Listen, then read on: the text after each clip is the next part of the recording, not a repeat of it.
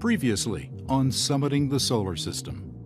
Stories of what it felt like to be among the very first to see the new pictures in science returned by New Horizons during its historic encounter with the Pluto system in July 2015. How an ambitious ground campaign in Senegal helped target New Horizons for the upcoming January 1st, 2019 flyby of Kuiper Belt object MU-69, informally nicknamed Ultima Thule. And how the mission's own Apollo 13 moment saw heroic round-the-clock efforts by the mission ops team save the day after a major computer malfunction just 10 days before closest approach. Now, the story continues with what it took to get New Horizons funded and off the launch pad. Adventures in South Africa, Argentina, and high above the Pacific aboard NASA's SOFIA Flying Observatory, chasing MU-69's fleeting shadow and capturing essential information about its possible shape to help target the flyby. How MU-69 and its companions in the Kuiper Belt, our solar system's third zone, hold clues to what happened 4.5 billion years ago. And the challenges faced in late 2018 as the New Horizons team makes final course corrections and tries to detect any mission-ending hazards around Ultima Thule. But first, the long road to launch and the personal stories of what powers the mission. The epic story of New Horizons continues in Summiting the Solar System Part 2, Approaching Ultima.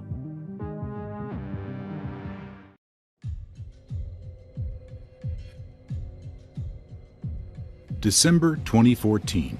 After 8 years in flight, many spent in what was called hibernation, it was time for New Horizons to wake up for what was to be the Year of Pluto and a successful flyby on July 14, 2015.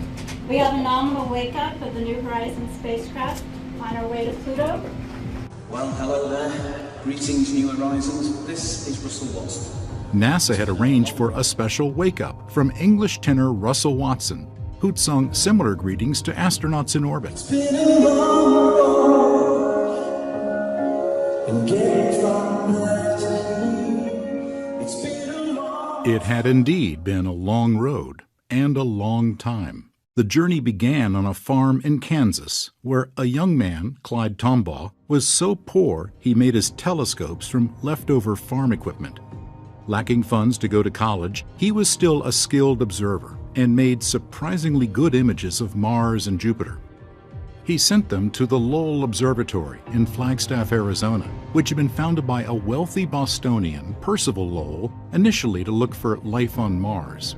Next, he moved on to search for a planet X, which Lowell believed was lurking out beyond Neptune. In 1929, hard up for funds, the observatory was looking for an inexpensive worker to support what seemed a fruitless search, and to handle tasks like shoveling snow and stoking furnaces. Tombaugh turned out to be the perfect hire. In long, cold nights at the telescope and long, tedious days at a machine called a blink comparator, young Clyde labored away. Finally, on plates taken on January 23rd and January 29th, he saw a tiny dot that moved, a new planet. The announcement made worldwide news, and there was widespread interest in proposing a name. An 11-year-old English schoolgirl, Venetia Burney, suggested Pluto, the Roman god of the underworld, which was accepted. But Pluto remained just a dot for decades. Then, in 1978, astronomers Bob Harrington and Jim Christie analyzed plates taken by the Naval Observatory, also in Flagstaff. At first, they suspected a glitch, since the pictures seemed distorted. But after checking images taken on separate dates, Christie deduced that Pluto was being orbited by a large moon. He suggested the name Charon, after the ferryman in the underworld, in part to honor his wife, Charlene. And Charon, or Charon, was accepted. Charon was almost half Pluto's size, and their orbital motions allowed astronomers for the first time to calculate their relative masses. Still more importantly, and with great luck, between 1985 and 1990, Pluto and Charon would eclipse each other as seen from Earth. That allowed astronomers like Mark Buoy, then working at Lowell, to use the so-called mutual events to generate crude maps showing a pattern of bright and dark patches on the planet. In 1988, astronomers, including a young grad student Leslie Young, who'd later become a key member of New Horizons, took off in NASA's Kuiper Airborne Observatory in an experiment to see if Pluto had an atmosphere.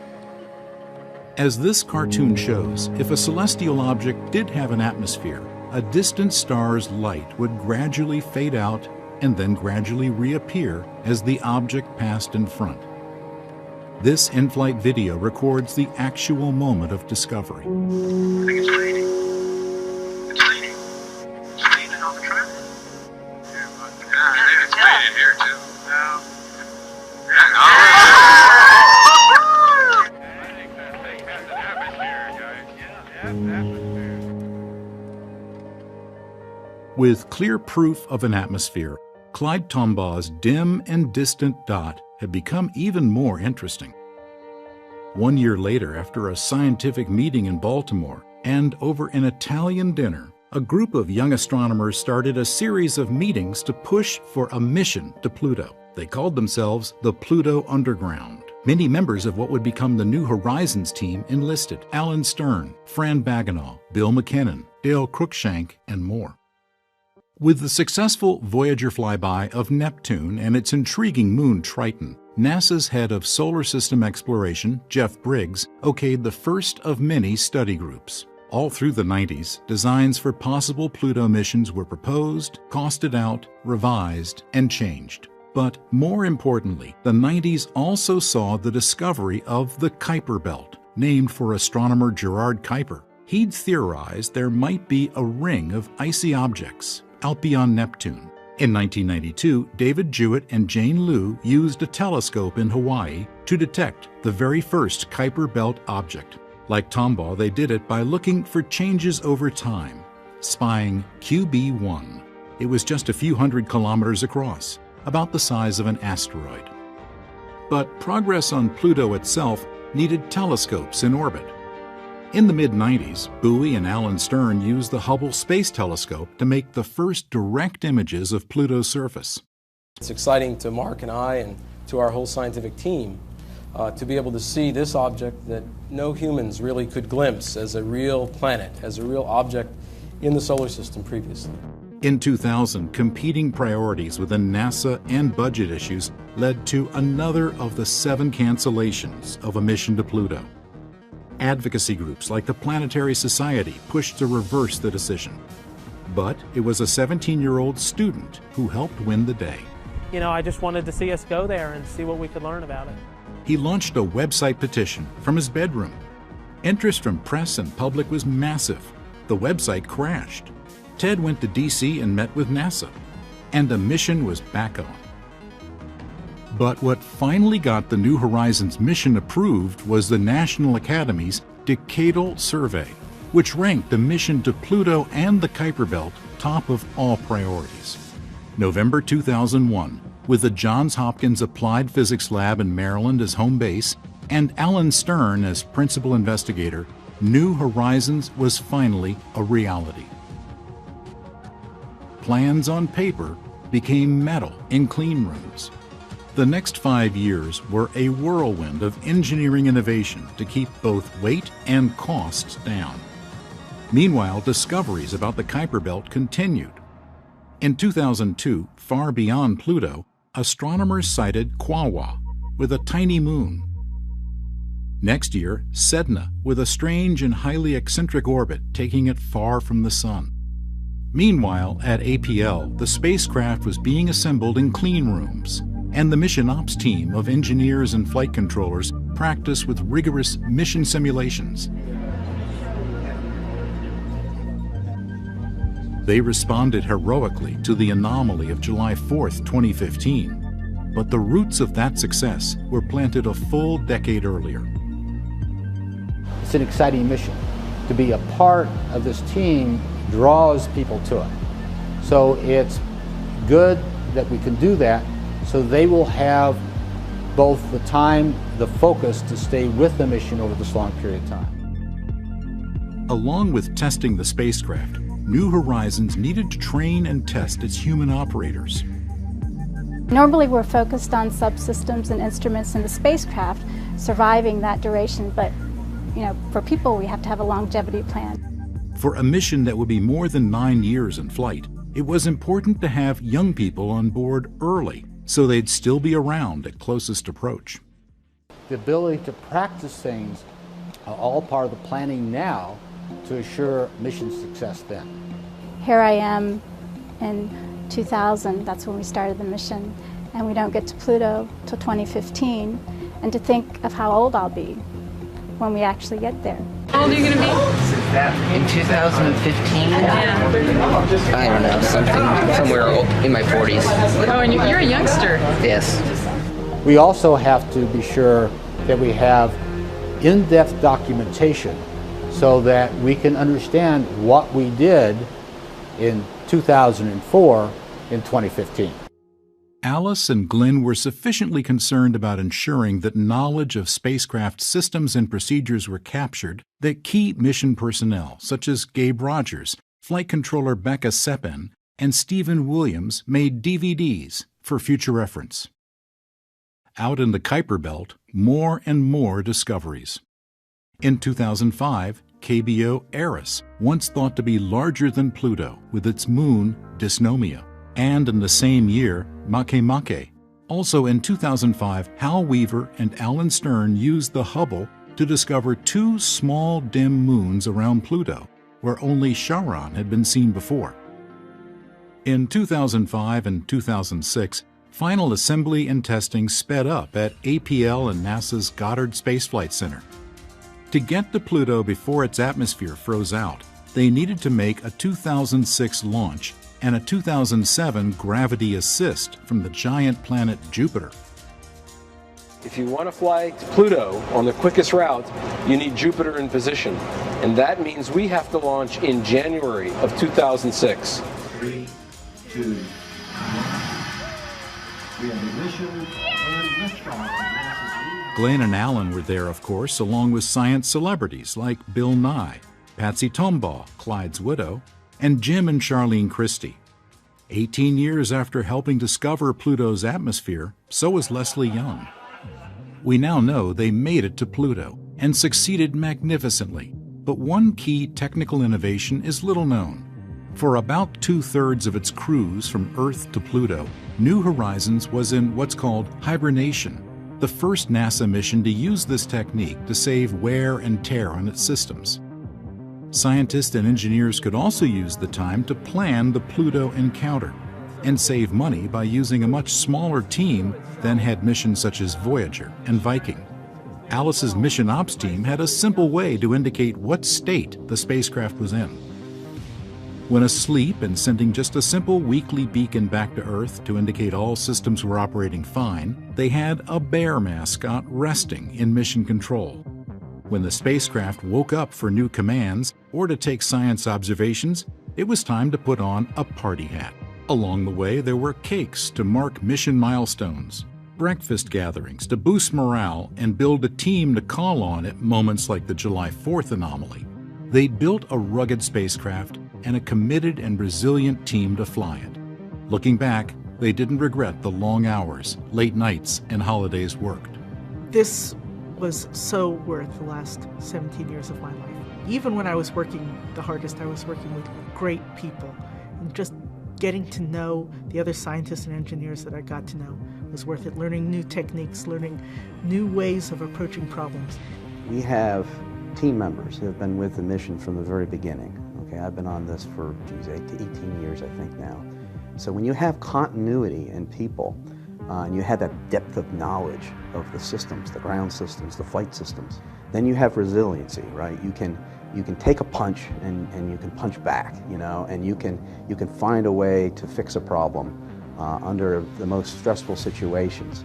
I sure am glad that we put the effort into building New Horizons, specifically to fly out to Pluto, and taking all the stuff that we learned from ground-based observations that I was a part of, to design the perfect experiment for the first reconnaissance of Pluto. And the results we got is a testament to that particular pathway for discovery.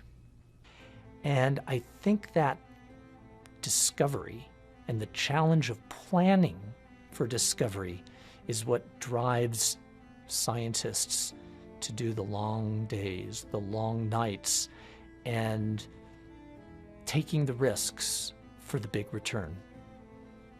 One of the best parts of New Horizons was that everybody on the project, from the time we got started, knew that they were on something really special. That in our parents' generation of space exploration, it was always special to be on a first mission to a new planet. First to Mars, first to Venus, first to Mercury and Jupiter, so forth. But really, that was wrapped up before our time, except for Pluto. People were starting to think that, we've kind of seen it all.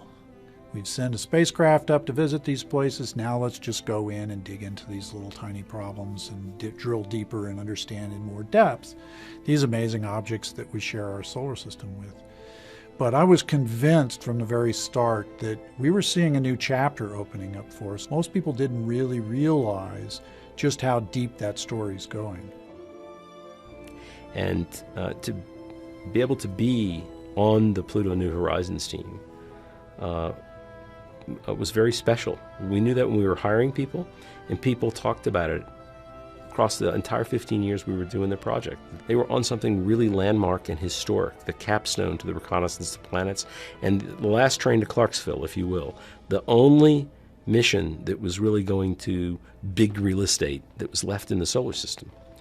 And to a person, from scientists to engineers to mission operations people to technicians to the business people that do schedules and budgets, everybody knew they were part of something larger than life and really historic. And they were making a real contribution, not just to knowledge, but to the history of exploration. Like athletes getting ready for a marathon or a Super Bowl, or soldiers in the heat of battle not wanting to let their comrades down, the long road and many years had been a struggle worth the effort. You don't want to let your colleagues down. You sort of feel like there's a burden of responsibility. We're not going back to Pluto. We're not going back to MU69 anytime soon. And so you feel like there's a burden of responsibility, not just for yourself because you want to do the best you can, and not just for your colleagues because you want them to succeed too, but it sounds cheesy, but for the whole of humanity, because this is our chance to look at MU69. That was our chance to look at Pluto, and you have a duty of care to make sure you've done the best you can. So it feels like a big responsibility, and it is a big responsibility, but we are trained well, and we have a lot of backup, we have a lot of support within the team. So everyone wants everyone else to succeed, and so you have a pride in your work and you have a confidence in your work, but it's with a heart in your mouth that you wait for those images. To capture new images of MU69 requires the sophisticated instruments of New Horizons and all the rocket science skills of the men and women who fly her. But planning details of the flyby required mobile telescopes and schlepping heavy cases in Argentina and South Africa, and some very down-to-earth hard work. That's next.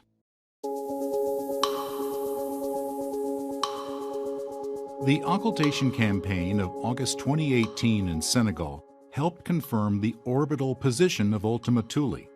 With so little known about this small Kuiper Belt object, 4 billion miles from Earth, every scrap of data was important to plan the January 1, 2019 flyby. But one question that will only be resolved by flying by is whether Ultima is a close binary, a contact binary, a lumpy and potato-shaped single object, or something else entirely. That mystery resulted from an amazing series of occultation experiments in the summer of 2017. We're really hoping to get this one because this is our last chance. The New Horizons team was in Comodoro Rivadavia in Patagonia, Argentina. They'd soon discover, for good reason, that Comodoro is known as the capital of winds.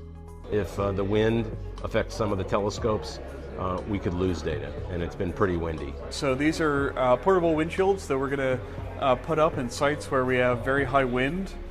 Yeah, hopefully this will keep the telescopes from shaking. Well, right now we're trying to set up the windbreaker, wind stopper, They'd spent 3 long, cold nights in practice observations with a dress rehearsal on July 16th. The dress rehearsals have gone really well. We tested everything we needed to test, and so far, so good. Now, it all depended on wind and weather for occultation night, July 17th. Today is the end of a very long journey. I got roped into this back in February, and 3 opportunities to watch 2014 MU-69, this tiny, small little rock in the outer solar system, pass in front of 3 different stars on 3 different nights. And we've had 2 of those already, June 3rd and July 10, and we're now tonight going to witness the 3rd. The first occultation opportunity had been June 3rd in both Argentina and South Africa. We have about a dozen teams here and another dozen teams in Argentina. Each team comprises 2 people that work in pairs. I think this is the road right here. That's that back road. Now the challenge is finding somewhere to put that telescope. You know, where on this line do we have to find an empty space that's kind of dark, remote, where we can see this occultation. Meanwhile, for the June 3rd opportunity, another team was preparing in Mendoza, Argentina.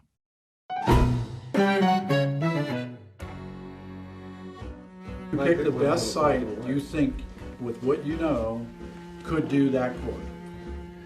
The one thing you might be interested to note that the mean spacing between sites is about 8.2 kilometers. So we've got 23 mobile sites, and we're adding 3 fixed to that, so we've got a total span of 26. Teamwork is an essential component of an occultation deployment. Everybody's got a role to play. Besides the basic competency to know how to run the equipment, they are also resourced to go and do problem solving. When we get here, we don't know exactly where we're going. There are some poisonous, not only snakes, but also spiders. There's only one hospital in the area that can treat bites. Tonight we are going to go practice at one of our sites where we're probably going to observe for the night of the event. We're going to send out 4 teams each to 3 different campsites. Larry Wasserman from the Lowell Observatory is an expert in calculating where to travel for difficult occultations. Set longitude. You've got to get yourself in a telescope in the right place, somewhere in the world, at the right time. Light is the instrument of astronomy, and sometimes that's very limited, such as in this case where we're sending 55 people across the world to catch a 2-second shadow. We're used to space science being done in clean rooms and pristine labs. Not this experiment. So when we were scouting the site earlier today, we were driving on a dirt road for about 4 hours. And so everything in the back of the truck got very dusty. And so we're dusting off the cases right now so that when we open them up, we don't get too much dust on the telescope. Observers included New Horizons researchers, but also volunteer amateur astronomers. So practice with the portable telescopes was critical. So what's happening here tonight is we are practicing using the equipment and setting up the telescopes. So now I'm going to attach the azimuth motor control, which connects here. It's a little bit cloudy, and that's making things difficult. It's a bad thing and a good thing, because this is not the kind of weather that we're hoping to have on occultation night. In fact, clouds were forecast for Clan William in Western Cape Province. So the team gathered to try to reach a consensus about how to solve that all-important problem. 10 fog. You guys are going. We're going. Well, I mean, things keep changing, but that's just the nature of chasing an occultation. You know, the biggest risk we have right now is weather. Hoping for clear skies, but we know that the forecast is for clouds to roll in here. But at the event time, right when we need it to be clear, I think it's going to be hit or miss. We might get a hole in the clouds, or you might not. Do we know what the weather situation is in Argentina? But maybe if their weather's awesome, then splitting would be the best idea. With sometimes spotty communications across continents and time zones, they tried to figure out the best strategy for success. We should just designate 6 teams to stay, 6 teams to go, and give us new lines, and keep it simple. Now we're splitting up. We're trying to chase the clear skies, get away from these clouds. So we've sent our team out to Karoo, and hope to get in there about 1 o'clock this morning. It's a little too risky to stick around here, the cloud cover. That is why we sent 6 teams way east of here, where skies are guaranteed to be clear. We'll head out there and scout and try to catch this thing. That's the point of being here. 54 people go into 2 different continents to watch an event that takes 2 seconds to happen. Overwhelming. The Eastern teams drove 600 kilometers non-stop. Then, with little to no sleep, they started searching for observing sites, meeting friendly hunters with bloody hands on game ranches. If you can, I will give you my phone number. If you can give me just a phone call when you get to the gate.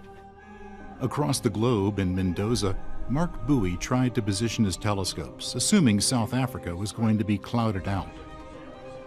If you say that South Africa is taken off the table and it's only Argentinian data, the odds of a bad result was pretty high. The weather is worst at Cape Town and it kind of grades off. So if they're on N7, they have a fighting chance on the north end. I like that grid. It looks pretty nice. It's symmetric. We could take that and slide it a little bit. In South Africa, neither the Eastern team nor the group left back in Clanwilliam saw an occultation. And even with clear skies in Argentina, there was no sighting of MU-69 passing in front of a distant star on June 3rd. The second opportunity of 2017 was July 10th. But then, the shadow path crossed mainly over ocean, not land. The only way to chase it was to use the US-German Sophia Flying Observatory, deploying out of Christchurch, New Zealand. Chasing a 2-second shadow over the Pacific took careful planning and coordination between the New Horizons observers, the NASA pilots, and Sophia's flight director. Welcome to the mission brief for Flight 417. This is the MU-69 occultation flight. So for the last 2 days, we met up with the mission planners and the pilots. Weather, as you saw this morning, we had plenty of fog out here. That has lifted and is forecast to come back tonight. The SWIRI scientists were still updating the predicted latitude and longitude and time of where we needed to place the plane. Later, the mist had lifted, and Sophia, a massive Boeing 747 with a telescope mounted in a strengthened fuselage, was cleared for takeoff. What we're doing here with Sophia is putting a very large telescope into the occultation path so that we can probe very close to the target. The reality is there's so many details. What are the winds doing? And where are the flight paths for the airplane? What altitude you're going to go? The last second they ended up picking up a headwind that was slowing the airplane down, and the pilots had to adjust and adapt constantly. And I show a spot on. 2 minutes to go. 30 seconds to go, we're looking good. Ready. Mark. Yeah. Okay. Excellent job, everybody. Success tonight is putting Sophia in the right place at the right time to have that big glass, the 2-meter telescope, observing the occultation star as it passes close to MU-69 and giving us a trace all the way across the space near it for debris. If we can get that, Sophia will have done its job and done something no other observatory could do for this occultation. And it'll be a real credit, I think, to the entire Sophia program. From an operational standpoint, getting to an occultation point on a 10-hour mission within a second of when the scientists wanted us to be there and exactly on the latitude and longitude was a challenge for us tonight, but we pulled it off, and it was a really wonderful piece of crew coordination between the mission director, the navigator, and us flying the airplane. But from what I understand, we nailed it on the head and within 1 second and exactly where we needed to be. So I think the scientists are quite happy. Really, the point of these occultations is the hazard search. It's to make sure we can go close to the object. And the fact that we have not seen any obvious rings so far in any of these occultations says that we can go close to the object and have a really close, exciting flyby. Despite the incredible achievement of being in exactly the right place at the right time, it wasn't initially clear whether they'd caught the shadow. Our quick look data reduction software did not reveal the occultation dip in the light curve immediately to our eye, but it is very difficult, and we anticipated it would be very hard to see it with our eyes immediately, because all you have to do is blink and you've missed it. But all the data was taken, and now the data is being analyzed. The third and final opportunity of 2017 was back in Argentina on July 17th. Would it be 3 strikes and you're out? Or third time's the charm? To have enough time to plan the 2019 flyby, they needed to do everything possible to ensure success. All 24 telescopes were redeployed to Comodoro. Knowing they were in the capital of winds, the team worked with local scientists and universities to come up with designs for windbreaks that could be placed around the telescopes. Tonight is the big event. There should be a star that blinks out, but who knows if it's actually going to happen. So this third occultation feels really important because if we don't catch the object this time, we'll have a lot less information going into the encounter. Right now we're building windbreaks. So we're rolling out tarp, getting them measured to build these things about 4 meters by 4 meters. The current predictions for event night are 20-mile-an-hour winds, and the telescope tends to sort of shake around if it's that windy. So we want a windbreak in front of it. Oh, I think we cleared out the town of all this material. We got about a third of a kilometer of the tarp, third of a kilometer of the steel, and about a kilometer and a half of rope to try and pull this off. It's going all right, man. We're welding some stakes together. I try and maybe put a little some crossbars on these guys right here, so that you can only drive at a certain distance into the ground.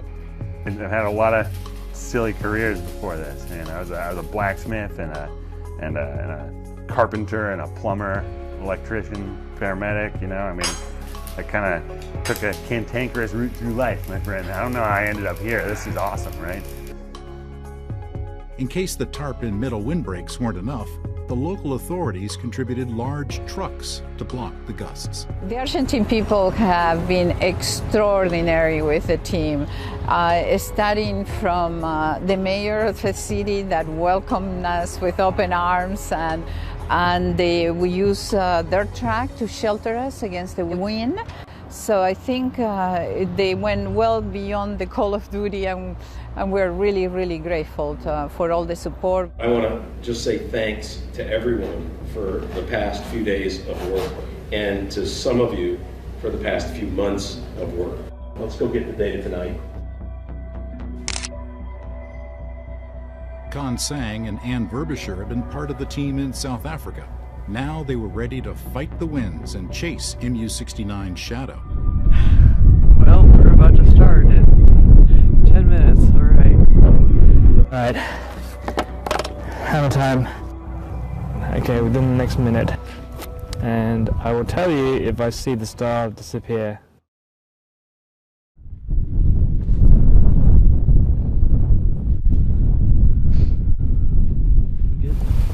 Oh, I saw it! No way. I saw it. I'm pretty sure I saw it. Holy cow. I actually saw it. Holy cow. No, I really did see it.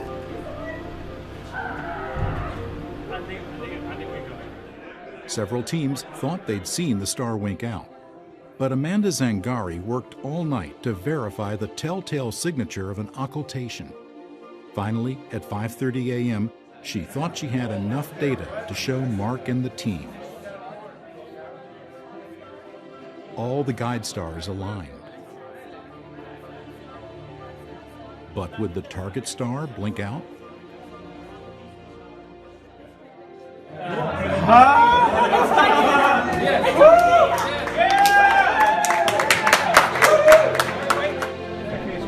Okay, we saw it. Yeah, we saw it too. We Did saw you it see too. it? Did you see it? You saw it, right? That's it. We got it. We as a team succeeded in getting not one, not two, but 5 different occultations. So we saw the star go out and come back as MU69 passed in front of the occultation star at 5 different locations. The timing of exactly when the star blinked out and reappeared at the 5 different locations allowed the researchers to infer a shape for MU69. It looked like a possible binary object, 2 chunks of ice and rock orbiting close by or stuck together. Although that might complicate trajectory planning later in 2018, this was an incredibly important result. It was like finding a needle in a haystack, and to be able to capture those 2 seconds just at the right time, where the sky was clear, where the winds were not more than 7 kilometers per hour, where all those conditions had to be given, it was an incredible orchestration, and I think everything conspired for success. So this was critical data, not only to maximize the science return, but also to mitigate the risk to the spacecraft. It was like the night before Christmas. I don't care what the weather is today. That's a great feeling. Here it is Tuesday. It's rainy, windy, cloudy, really nasty stuff for astronomy. And it doesn't matter. It's great. It can do whatever it wants as long as I can get out on my airplane back to Buenos Aires tonight. It could snow 10 feet tomorrow for all I care. But we got what we came for. Carrying forward results from chasing Ultima's shadow in both 2017 and 2018, the New Horizons team were more and more ready for the 2019 flyby, 4 billion miles from Earth, out in the solar system's third zone.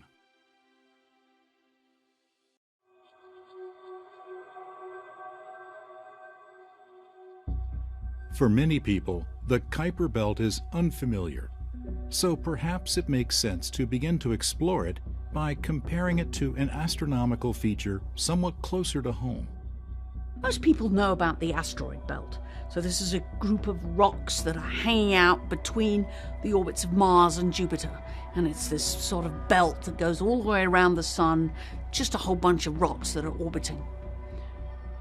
Now there's a new thing called the Kuiper Belt, that beyond the orbit of Neptune, out 30 times the distance between the Earth and the Sun, we have a huge cloud of not rocks now, but ice that is orbiting the Sun in the same way. We call the Kuiper Belt the third zone of the solar system. It's the newest region of the solar system we didn't know about. I say newest because we haven't known about it till recently, but it is also probably in some ways the oldest because it has all this leftover debris from the formation of the solar system that hasn't changed over the years. We didn't even know that a Kuiper Belt existed until the 1990s. We knew about Pluto, but we didn't know about all of the other objects that were out there. New Horizons researcher Alex Parker plotted the positions and relative sizes of all confirmed Kuiper Belt objects from the early 1990s through the present. Well, you can think of the Kuiper Belt as the leftover debris from the formation of the solar system, as all the gas and dust from that original cloud collapsed and made the sun and the planets. There was a lot of leftover stuff that didn't go into the sun and planets, and those leftover bits are like asteroids and comets and Kuiper Belt objects. It's more scattered, it's more fragmented, it's spread out over a larger volume. But we now know that there are thousands, maybe 3,000 or so, maybe many more than that, hundreds of thousands maybe, of objects out there, little icy objects that are orbiting the sun. Now, if these leftover bits are kept far enough from the sun, they don't change much. The sun's heat isn't strong enough to really make their chemistry change like they have, for instance, to the asteroids or the planets. So you can think of these Kuiper Belt objects as the leftover debris from the formation of the solar system kept in cold storage, so we can go back and look at these objects and give us an idea of what things were like during that early formation period of the solar system 4.5 billion years ago. While observing Pluto close up was one key reason New Horizons was approved, exploring the then newly discovered Kuiper Belt was also critical. Now, in the years after the 2015 Pluto encounter, the spacecraft is fulfilling that part of its mission. We're continuing beyond Pluto into the Kuiper Belt because we're really interested in the context of Pluto. But there's so many other objects out there, and we want to see what the more typical objects are like. And so we're going to be looking at one of those objects up close and looking at others from a greater distance as we go through the rest of the Kuiper Belt. We're using the cameras and telescopes on New Horizons as an observatory, actually in the Kuiper Belt, to observe almost 30 other Kuiper Belt objects that we come close to, and we can study in ways that you can't from the ground or from the Hubble Space Telescope. You really can't study any other way. When you're looking at Kuiper Belt objects from the Earth, you always have the sun at your back. And it doesn't matter how big your telescope is, it doesn't matter how fancy the camera is you put on it, you're always seeing it at that angle. And the only way to see shadows on the surfaces of these objects and learn from those shadows is by actually going away from the sun, looking at them not with the sun at your back, at the sun at your side. We're also studying about 5 other very large objects, small planets in the Kuiper Belt, to better put Pluto in context. We don't go close to those, but we can observe them from different geometries than you can observe from the Earth.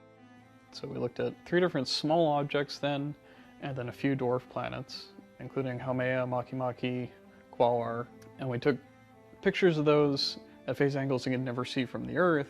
And we can learn more about their surface properties and a little bit about their satellite systems that you can't learn from down here in close to the sun. These distant observations, however, will be nothing like the close flyby of MU-69, Ultima Thule. MU-69 is a cold classical object, which means it's on a very circular orbit around the sun, very low inclination. Basically, that means that nothing has happened to it. Pluto has had all sorts of things happen to it, whereas MU-69 is pretty much where it started. And nothing's happened to it, it's just been in cold storage the entire time. It's in an orbit that is a very stable orbit that looks like it has been undisturbed since the very beginning of the solar system. And therefore, it's one of the things that planets were made of, and that you just didn't get to make a planet out there because objects are so sparsely scattered there, they just didn't come together to make anything larger. The interesting thing about 2014 MU-69 is it's actually quite common. That we believe that there are many objects out there just like it that are 20 to 40 kilometers across, sitting in the cold classical belt. And by visiting MU-69, we're going to see what the Kuiper Belt is generally like after we've explored its most colorful and unique resident. If you go to something like Pluto, which is larger and more geologically active, you're looking at something that grew like a planet grew. It grew up out of pieces and dust and debris that coalesced and formed through this process of accretion. But that process is somewhat violent, and it heats the object and it processes it from the original state of that material. MU-69 could well be one of these primordial chunks that initially collapsed out of the solar nebula, and was the processing that it underwent during that collapse event should be very minimal. So this really gives us a glimpse into what those first stage planetesimals really looked like. So it's in some ways more primordial than Pluto, and can tell us a lot more about what the solar system was like 4.5 billion years ago. And that's why MU-69 is so important, because it's a very primitive object. It hasn't interacted much with the large bodies in our solar system. And so that's why it's going to be so exciting on January 1st, 2019, to see the new pictures of MU-69 close up. In many ways, the MU-69 flyby is even more challenging than the Pluto encounter, which is why planning the approach to Ultima has been so intense. That's next.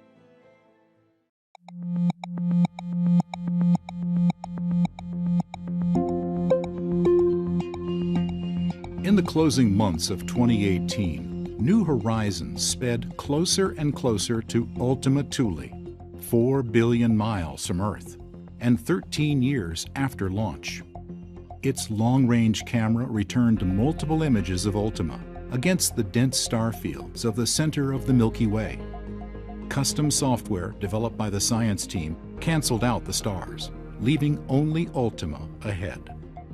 But there were miles to go and myriad decisions before the New Year's Day flyby. On most of planet Earth, it's Thursday, September 6, 2018. But for the men and women of New Horizons, it's already January 1st, 2019. The science team has gathered at the Applied Physics Lab for what they called the New York Times ORT, one of a series of operational readiness tests to practice all aspects of the upcoming flyby. This one focuses on how to analyze the data that will be returned by the spacecraft on New Year's Day and immediately afterwards. All right, well, it's good to see everybody here, like deja vu all over again. We have spent 3+ years planning for this flyby, and we are on Ultima's doorstep. They need to practice now, since the flyby itself will happen almost instantaneously. Until almost the final day, Ultima will be just a few pixels across. For Ultima Thule, it's more of a classical flyby where the object will show up being resolved only days in advance, only to a few pixels. And it's really only the day around the flyby where you really get to see what the object looks like. There's a lot that's going to be happening right around the encounter, and we only have one chance to do it right. So we practice like it's the real thing now, so that we get it right in the future. It's nicknamed the New York Times ORT, since the hope is that the images and science will be significant enough to be featured on the front page of one of America's leading newspapers, just as happened after the Pluto encounter. With this operational readiness test, it's exercising all parts of the process. It's exercising the tools that the scientists use, the meeting schedules that we have set up, the communication paths that we have, and the product generation for press releases and press conferences. Of course, since the Ultima flyby is still not quite 4 months away, and MU-69 is still just a tiny dot, the data they'll be analyzing in September is simulated, developed by John Spencer, Kathy Olkin, and others, using solar system objects that might resemble Ultima. Just as will happen at Flyby, the different science theme groups adjourn to their separate rooms to access and analyze the data. The GGI team, Geology and Geophysics Investigation, is the largest. Confronted with images of what MU-69 might look like, they start trying to understand the basics of the new world, or worlds, just encountered. We don't really know what is out there. We're flying into the unknown. We have never seen an object like this. It is the coldest and oldest and most distant object that any spacecraft has ever flown past. And as a result, we really don't know what to expect. The simulated images resemble what the 2017 occultation results seem to show. An object that's either a close or contact binary, with a possible small moon. In this exercise, they start calling them objects A, B, and C. While having multiple objects might make Ultima more scientifically interesting, it would complicate navigation and targeting. What is the nature of the target? Is it a single body? Is it a multi-body? There's been a lot of debate about that, but if it turns out to be a multi-body, like a split target or a target with a large moon, it could complicate the understanding of the motion of the primary body, the one that we really want to take the most science from. If MU-69 turns out to be a binary, like Pluto and Charon, both objects might be spinning about a point that's off-center. If we had that kind of situation, we would have to make some judgment calls in the final days about which object to point at and so on and so forth. One goal of the ORT is to have the various teams interact. Veronica Bray from the Geology Group brings her hypothesis about the images to the Atmospheres Group. I had a kooky question for Atmospheres. Sure. This is pinker, and so there might be a difference. So I guess keep an eye out if you, and let us know if you see anything. Members of each team focus intently on different aspects of the data, concentrating on deep analysis using their individual expertise. Some are skilled in developing software to help analyze the data. Others specialize in geological interpretation. PI Alan Stern moves from room to room, nudging the discussions along, carefully watching the process. Deep technical and scientific debates erupt, and soon the fact that the data is simulated seems forgotten. So ORTs are these weird environments where it's all fake data made up, and it's not a perfect representation of the universe, or MU-69 in this particular case. It's kind of close, but we're creatures of habit. So when we get this data, we sort of fall into treating it like it's the real thing, and after a couple of minutes, we lose sight of the fact that, you know, somebody might be trying to trick us. No, we're taking this, we're trusting this stuff that's in front of us and taking it as far as it's going to go. They're taking this data seriously because, unlike a mission where you go into orbit or you have a rover that's going to be there for a year, 2 years, 3 years to gather your data, we're a special forces team.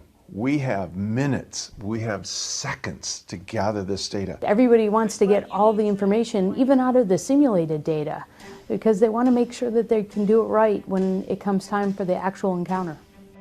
Think of it, after 13 years of travel through space, it's one moment. That's why they take this so seriously. Every aspect of what will be happening at the flyby is being exercised. Representatives of each science team gather with public affairs specialists to brainstorm what discoveries to feature in press releases and press conferences. We are now on the evening of January 1st, and we got our first data, and the science team worked with it for a few hours, and now it's 10 at night, and we're deciding what to have in the press conference and the release for tomorrow. We will be able to say that it worked. Yes, the next morning. The next morning, an image goes out, and then we have a new image comes in. We run tests, kind of a day in the life, a week in the life. What's going to happen during the planning activities, during the maneuvers, the trajectory correction maneuvers, just to make sure we know who's going to be where, when, what data we're expecting, and what happens if something doesn't come down exactly as we'd anticipate. Just as will happen after the MU-69 flyby, Day 2 brings new data to add to the understanding of Ultima Thule. As with the actual flyby, some initial ideas are jettisoned, and new ones are proposed and tested. Once again, the individual teams carefully digest the new information, discuss what hypotheses seem best, and share their evolving conclusions. As with all the various ORTs, a key outcome is a series of lessons learned. For this one, they range from simple, making sure the sources and sinks of plentiful coffee are known by all, to reducing the number of meetings to allow more time to analyze the data. The operational readiness testing that we're doing really makes or breaks the flyby. Unless you luck out and everything just goes according to plan, you have to be resilient to surprises and the unexpected. And the team has to be able to respond to those effectively and decisively. So if you don't do operational readiness testing, then you'll end up with a very brittle team that cannot respond effectively to the unexpected. But the real value here is We practice interacting and working with each other just a little bit more as a team, and communicating and how to reach a consensus and discuss things and know who's good at what. It also teaches us more about what's coming and what are the types of data that we're going to get and the kinds of things that we really need to be ready to process and analyze when the real data comes in. Day 3. Did the New York Times ORT succeed in capturing the front page of the New York Times? As the 3 days of intense analysis of the simulated data comes close to the end, John Spencer revealed what the actual data looks like, so attendees can assess how well they did. Okay, so I'm going to make a few concluding remarks at the end of this ORT. And let me start with this. 3 months and 3 weeks from today, we will be assembling en masse in this room, in this building, to begin the actual close flyby operations on the 28th of December. It will not be very far in the future. And we're the one and only. There's no other mission like it. You'll probably look back on it the rest of your career as one of, if not the highlight, certainly one of the highlights of what you were able to accomplish for science and for exploration. I think we're ready for this. We have some work ahead. The navigation task has already begun. The hazard work will begin in late November. For where we should be here at the end of this weekend in September, this was a complete success, and I couldn't expect us to be any more ready than we are. Hey.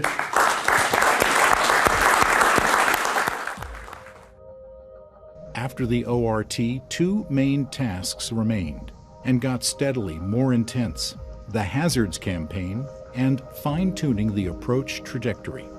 Mark Showalter, who's heading the hazards team, works at the SETI Institute, which coordinated the public naming contest that came up with MU-69's informal nickname, Ultima Thule. Thule was this place that is far to the north, the most northernmost, coldest, most distant place. Although mythical, the island of Thule even appears on some medieval maps. Ultima Thule means beyond Thule, which means beyond the limits of the known world. And we're definitely going to a place that is beyond the limits of the known world. As to what Ultima will look like, even the world's best experts have no clue. It's going to be colors, it's going to be craters, it's going to be weirdly shaped, it's going to be a different kind of object than anything we've ever seen before. It is totally unexplored territory. It's also much smaller, so it's harder to see and harder to know exactly what it might look like, what it might be shaped like, or whether there are multiple objects, whether it's got satellites orbiting it or not. As New Horizons traveled onward through the Kuiper Belt, making distant observations of many cold classical objects, it verified that some 30% of them are binary objects. And we now know that another dwarf planet, Haumea, and a Centaur asteroid, Chariklo, an escaped Kuiper Belt object, have rings. What does that mean for potential debris around Ultima? We have a hazard team of about a dozen scientists who are working in all aspects of this problem, and we're effectively in the crow's nest of New Horizons. It actually kind of feels that way. We're out there, we've got our telescopes looking ahead for any sign of rocky shoals, anything that might be dangerous to us. This object, Ultima Thule, might be at the center of 1 or 10 or 100 small moons or a cloud of dust. These are the things that we simply don't know, and we have to know before we get there, because we're moving along through the solar system at 14 kilometers a second. That's about 10 miles per second. And anything even the size of a tiny BB, much smaller than a pea, could essentially damage our spacecraft to the point that it can never send down the data. Before the Pluto flyby, the mission had sent spacecraft components to the White Sands Missile Test Range, where they'd been subjected to what were called gun tests, which showed potential damage. So we could lose everything if we don't have a safe flyby of Ultima Thule. The hazards team will continue analysis through mid-December, using the latest images from the spacecraft. We'll get closer and closer, it will get brighter and brighter, and anything near it will also slowly begin to appear. Those same approach images will also be used for any final trajectory correction maneuvers to improve the science or safety of the flyby. The TCM of December 2nd saw New Horizons fire its thrusters for 105 seconds, adjusting its velocity by about 2.2 miles per hour. That's a fine-tuning of just over 1/15,000th of its 34,000 miles per hour. Autonomy is reporting nominal status. Thank you. But even with the success of the Pluto encounter, this flyby is above and beyond any previous mission. For Pluto, we thought we were really pushing the limit, and we were. This is even more challenging with Ultima Thule because it's another billion miles further out, it's considerably smaller, it's a very, very faint object. It's a little trickier getting to MU-69 than it was to Pluto. With MU-69, we observed it with Hubble Space Telescope, but we couldn't tell exactly its orbit in the sky, so we had to monitor it over time and make occultation observations of it. New Horizons is also 4 years older, and its plutonium fuel is supplying less power. So it's been extremely challenging, first just to get observations of it, but we had to combine something on the order of 48 images that are 30-second exposures each to pull this object out of a star field. And since Ultima is 4 billion miles from Earth, signals to and from the spacecraft take more than 12 hours there and back, even traveling at light speed. It's a combination of the object being fainter, further. We have longer round-trip light time, so the reaction time takes longer with a 12-hour round-trip light time. With what little information that they have, they realize they're going to really have to focus in on it and pull this information out. It's time sensitive. So consequently, they're doing the push-ups, the sit-ups, the laps around the pool, getting ready for what's really coming. The details of what has to happen when are mind-blowingly complex.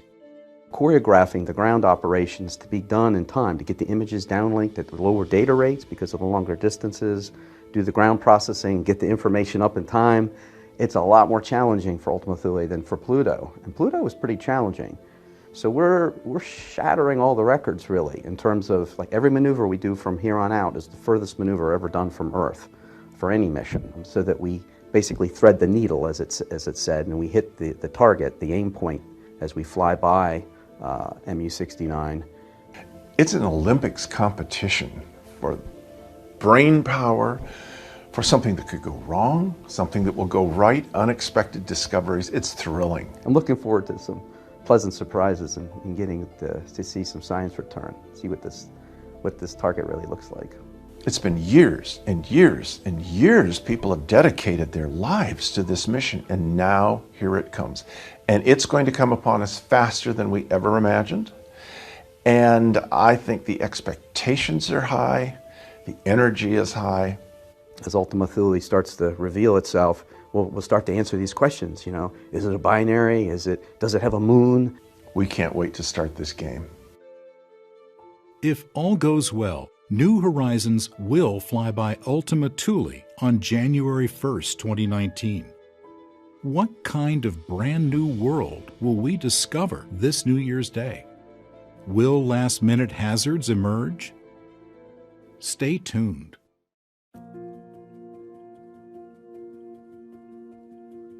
People sometimes talk about the golden age of space exploration, and they might mean the moon landing, they might mean Viking or Voyager.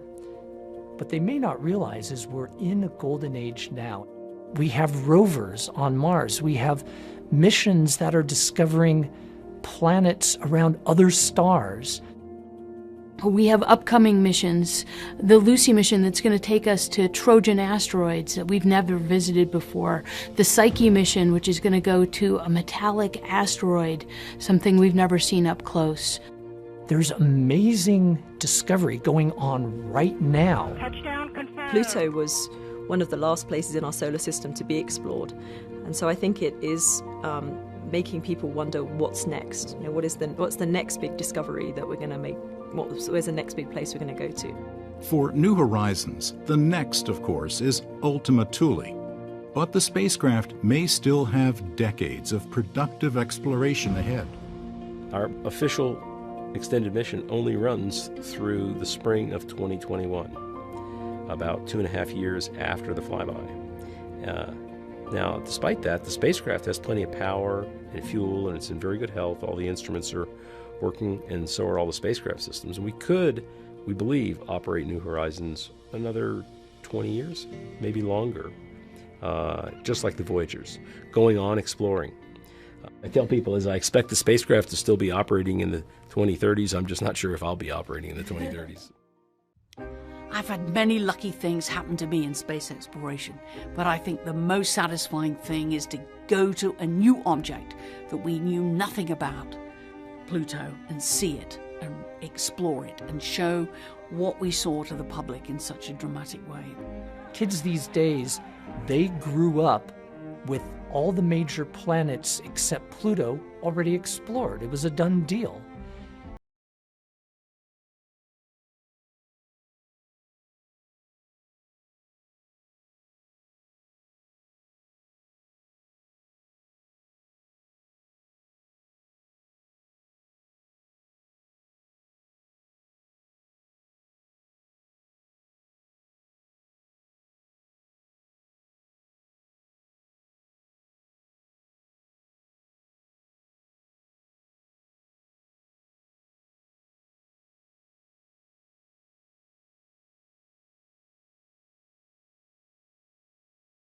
To me crying.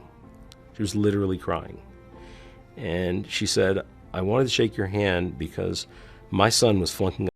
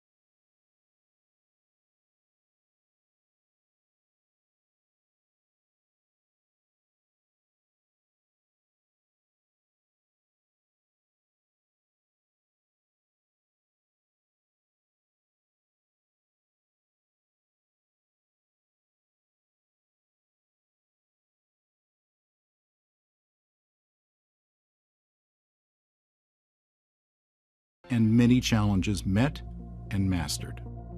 The summits of the solar system have been achieved, a feat of passion and persistence that will live for the ages.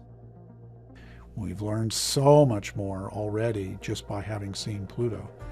And that's going to be the gift to the next millennia, is opening up that perspective that was closed to us before going out to see Pluto. When we talk about the golden age, we're always thinking about the past.